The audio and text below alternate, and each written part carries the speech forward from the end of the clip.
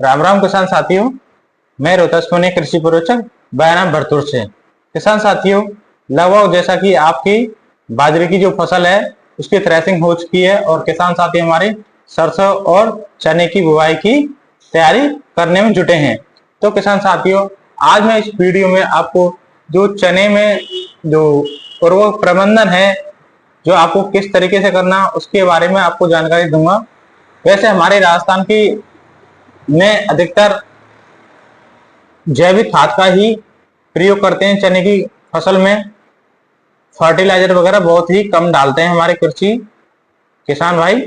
तो किसान साथियों, जो हमारी सरकारी जो रिकमेंडेशन है, जो मिट्टी की जांच के अनुसार हमें हमारी चने की फसल को कितनी फसल नाइट्रोजन की जरूरत पड़ती है, कितनी फास्फोरस की जरूरत पड़ती है, वो उसकी जानकारी मैं इस वीडियो में आपको दूंगा। किसान साथियों, सबसे पहले मैं आपको ये बता देता हूं कि हमारी जो चने की फसल है इसमें नाइट्रोजन की मात्रा बहुत ही कम डाल दी जाती है।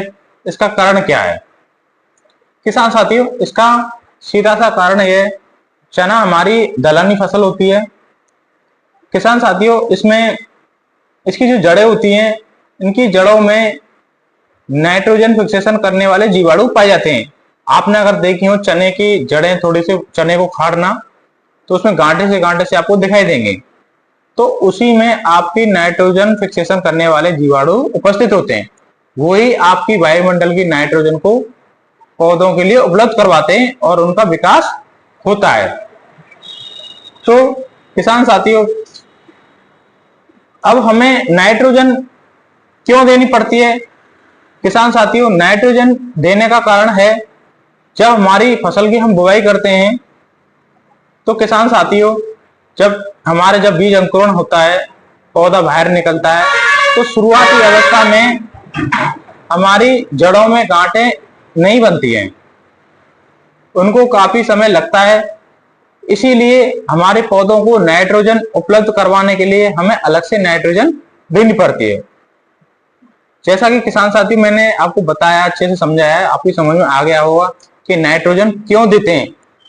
क्योंकि शुरुआती अवस्था में नाइट्रोजन फिक्सेशन करने वाली गांठें नहीं पाई जाती हैं। जैसे जैसे धीरे धीरे पौधे का विकास होता है, उसी हिसाब से आपकी गांठें विकसित होती हैं।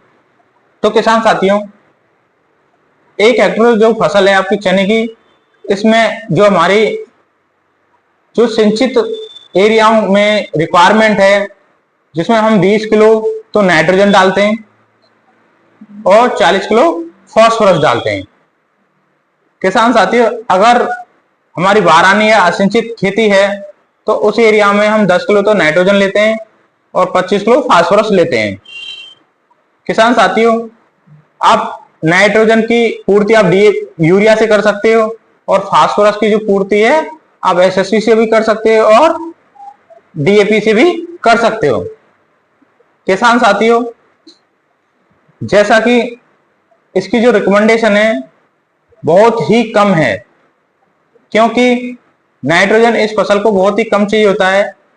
क्योंकि वायुमंडल जो इसकी गांठें पाई जाती है, उसमें वायुमंडल की जो नाइट्रोजन है उसको फिक्सेशन करने वाले जीवाणु मौजूद होते हैं, वो इसको स्वतः ही उपलब्ध करवाते रहते हैं। किसान साथियों, ये जो मैंने 20 किलो और 40 किलो फास्फोरस आपको जो बताया है, ये आपको अंतिम जुताई में लगभग 12 से 15 सेंटीमीटर गहराई में उड़ के देना है। या तो जो अपनी बुआई मशीन होती है उससे आप उसकी उड़ाई कर सकते हो, क्योंकि किसान साथियों हमारा जो बीज है चने का वो थोड़ी गहराई में बोया जाता है इससे, और जिसे उसको उचित नमी मिल सके।